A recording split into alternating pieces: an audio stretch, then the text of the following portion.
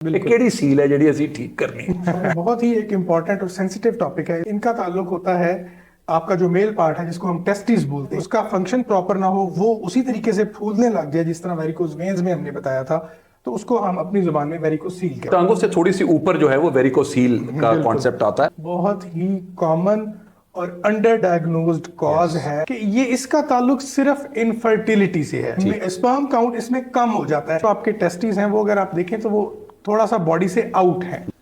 Operation या surgery के बाद क्या वो उसी तरह से परफॉर्मेंस हो सकती है? और अपनी मर्दानगी को कायम रखने के लिए बहुत से लोग हैं, जो बहुत से मर्द हैं, तो आई बिलीव कि वो यहाँ पे जाते भी नहीं होंगे। हकीमों में अगर हम तक जाएं तो गर्मी को गर्मी से ही मार रहे होते हैं। कोई माजून ऐसे देते हैं जिन माजून के ऊपर वो टक टक और टन टन वाला माहौल बन जाता है। जो हम आम तौर पे जो हम मर्दाना कमजोरी के इश्तिहारात देख रहे होते हैं, इसका ताल्लुक उससे नहीं है।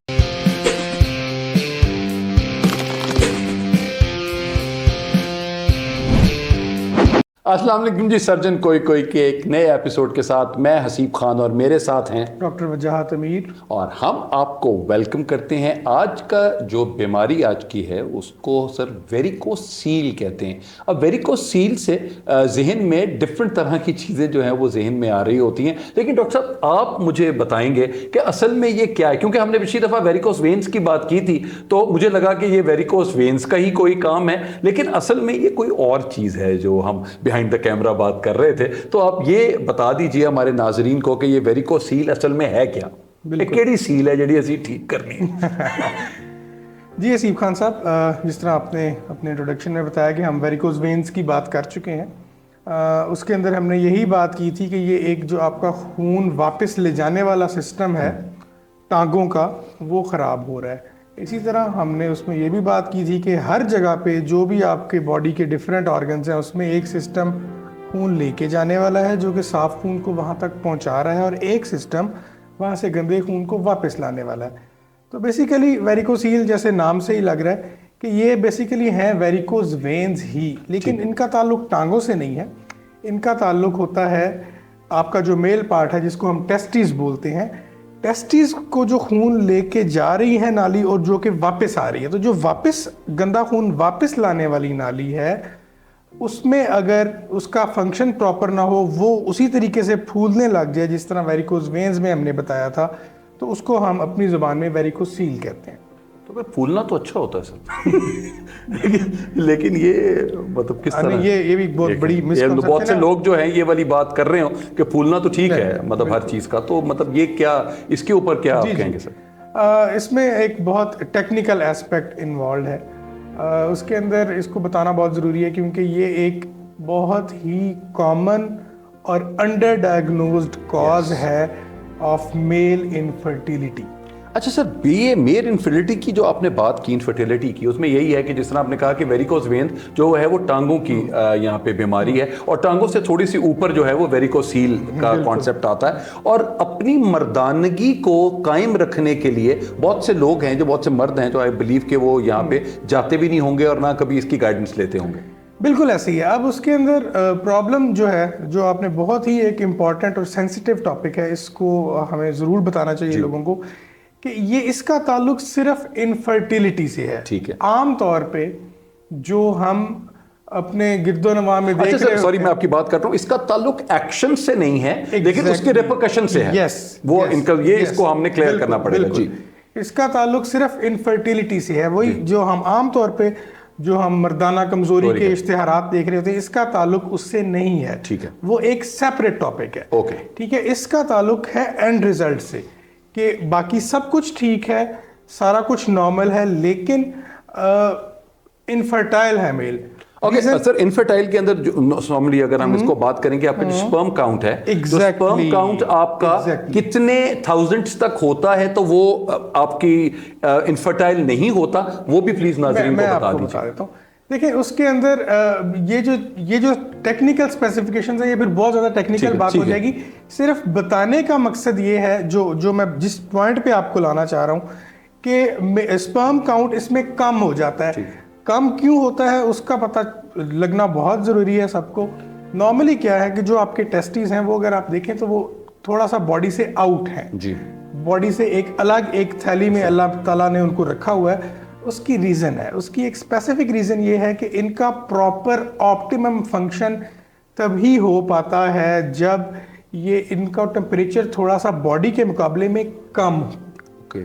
अगर आप बॉडी के अंदर के टेम्परेचर का मवाजना करेंगे अपने स्क्रॉटम के टेम्परेचर से, तो स्क्रॉटम का टेम्परेचर थोड़ा सा कम होता है, क्योंकि टेस्टिस एफिशिएंटली स्पर्म बनाने का काम उसी सूरत में कर सकते हैं जब वो थोड़े से लोअर टेम्परेचर पे हों।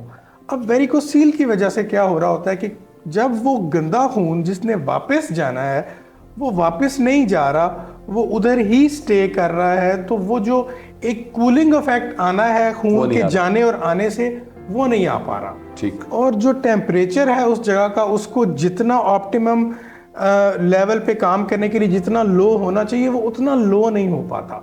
उस वजह से जो आपके स्पर्म काउंट जितना नॉर्मली होना चाहिए, जितने स्पर्म्स बनने चाहिए वो नहीं बन रहे होते, वो उसकी निस्बत कम बन रहे होते हैं। और अल्टीमेटली जब स्पर्म काउंट कम होता है तो आगे फिर मामला इनफर्टिलिटी की तरफ चला जाता है। तो ये बहुत ही एक इम्पॉर्टेंट और टेक्निकल एस्पेक्ट है जिसको समझना बहुत ज़रूरी है। क्या कॉजेज होती हैं इसकी जी, कि जिनकी वजह से ये सब चीज़ डेवलप होती है? कॉजेज जिस तरह हमने वेरिकोज वेन्स में भी बात की थी कि एक कोई जेनेटिक कनेक्टिव टिश्यू का डिसऑर्डर, हल्का सा प्रीडिस्पोजिशन चल रहा होता है। नॉर्मली कोई ना कोई चीज़ अपनी जगह पे नहीं होती। यस, ठीक। नॉर्मली उसी वजह से ये हो रहा होता है। जो एक टोन सर्टेन अमाउंट की चाहिए वेसल्स को, वो उतनी नहीं मिल रही, वेसल्स में फूलने की टेंडेंसी ज़्यादा है इस वजह से। और कॉज वही जो हमने बात की कि जेनेटिक कोई ना कोई प्रॉब्लम होता है जिसकी वजह से ये हो रहा होता है। अच्छा, कॉजेज तो हो गई, अब इसकी सिम्टम्स क्या हैं जिससे एक आदमी को पता लग सकता है कि जी मुझे ये बीमारी हुई है? इसमें जी दो तीन तरह के, अगेन इसका जिस तरह हमने वेरिकोज में बात की थी कि एक बिल्कुल छोटे से थ्रेड लाइक वेन से काम स्टार्ट होगा और आगे चलता चलता वो अल्सर तक पहुंच जाएगा।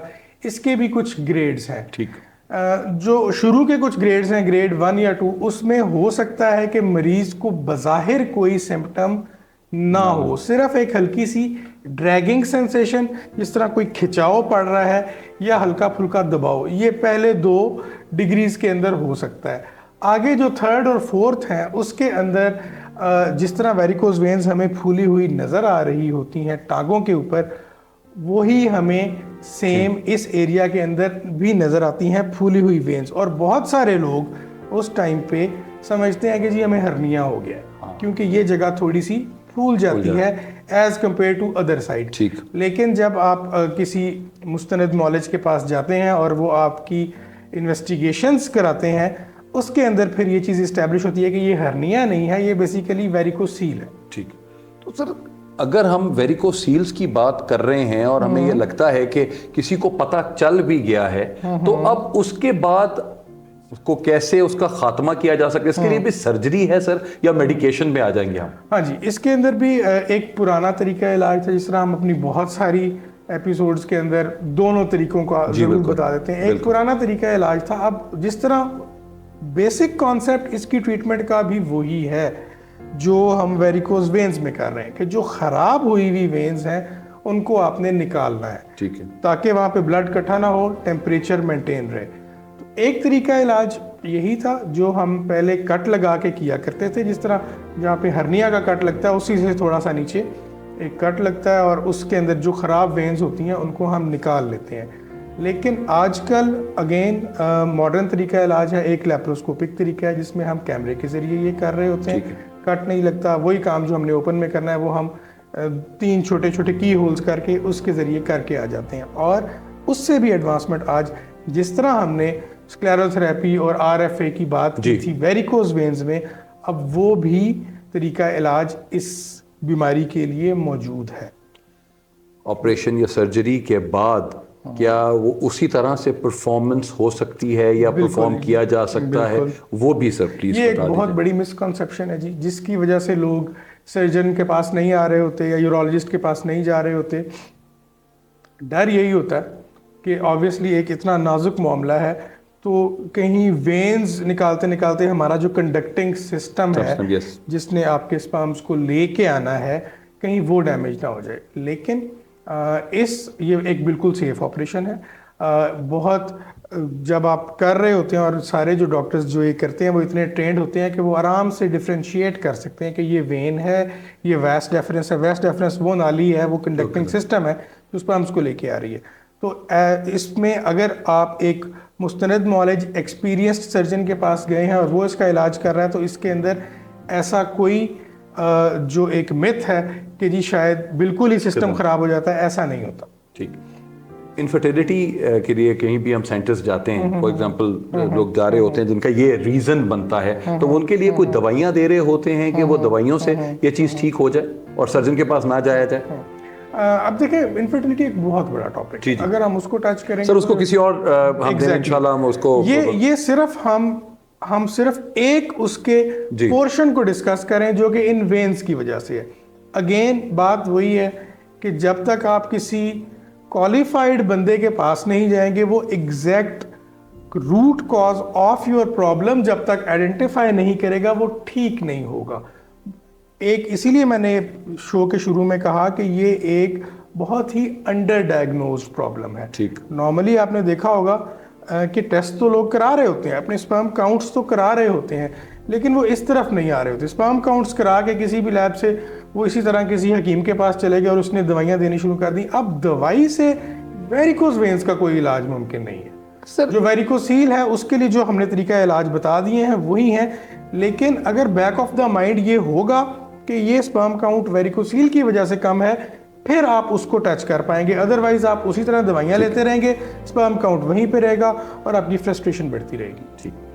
हकीमों में अगर हम सर जाएं तो वो लोग कहते हैं कि जी मुंडे च गर्मी हो गई है, तो गर्मी को गर्मी से ही मार रहे होते हैं दवाइयाँ गर्म दे दे के, तो वो गर्म दवाइयों का भी कोई ताल्लुक खराब ही होता है सर इससे ज्यादा ही, जितने लोग अगर हकीमों के पास जा रहे हैं, क्योंकि वो ये कहते हैं सर ये जो मर्दाना कमजोरी का इलाज जो है वो डॉक्टरों के पास जाकर वो चीज़ डिफरेंट होती है। इससे बेहतर है कि हकीमों के पास चले जाएं, तो हकीम वो कोई माजून ऐसे देते हैं जिन माजून के ऊपर वो टक टक और टन टन वाला माहौल बन जाता है। अगेन वही वाली बात कि हमने जिस तरह पहले बात की कि इस सारे मामले का ताल्लुक आपकी परफॉर्मेंस से नहीं है, ये सिर्फ एक कंडक्टिंग सिस्टम का भी प्रॉब्लम नहीं है। आप समझ लें कि वो उस जिस जगह पे ये काम हो रहा है, जिस जगह पे स्पर्म्स बन रहे हैं, उसकी लोकल टेम्परेचर का इससे ताल्लुक है। तो इसका बाकी किसी चीज़ से ताल्लुक नहीं। अगर हम इस एरिया को प्रॉपरली डायग्नोज करके हिट कर रहे हैं तो चीज़ें ऑटोमेटिकली बेहतर। तो टेम्परेचर कैसे सर उसके डिफर कर सकते हैं हम एज एन इंडिविजुअल, हमारा वो कैसे होता है, वो क्या चीज़ें होंगी या क्या हमारी ऐसा लाइफस्टाइल होना चाहिए जिसमें वो चीज़ें, नॉर्मल तो रहता ही रहता है लेकिन अगर ये ख़राब है तो लाइफस्टाइल को कैसे चेंज किया जाए तो ये ठीक हो सकता है? अच्छा, इसके अंदर अनफॉर्चुनेटली कोई ऐसा लाइफस्टाइल मॉडिफिकेशन वाला फैक्टर नहीं है जिस तरह के हमने वेरिकोज वेन्स में डिस्कस किया, क्योंकि उसके अंदर आपके पास एक सपोर्ट मौजूद है, साइड पे मसल मौजूद है। आप काम उस तरीके से जब आप टिप टू एक्सरसाइज करेंगे तो वो बेहतर हो जाएगा। लेकिन इसको जब तक आप खुद जाके अंदर जाके और ड्यूरिंग ऑपरेशन जब तक इस सारे प्रॉब्लम को डील नहीं करेंगे, ये ठीक नहीं होता। अब इशू ये है इसके अंदर जो एक इम्पॉर्टेंट बात है वो ये है कि जो सेकंड, थर्ड और फोर्थ का तो हमने बात कर लिया कि पता चल जाएगा। अब उसके अंदर अंडर डायग्नोज जो हमने बात की उसको हम इस तरीके से कट ऑफ कर सकते हैं कि अगर आपका स्पर्म काउंट कम आ रहा है तो आप ज़रूर एक मुस्तनद नॉलेज के पास जाएं, या इसका एक स्पेसिफिक अल्ट्रासाउंड होता है जिससे हमें पता चल जाता है कि ये वेरिकोसील है या नहीं, अगर है तो किस ग्रेड का है।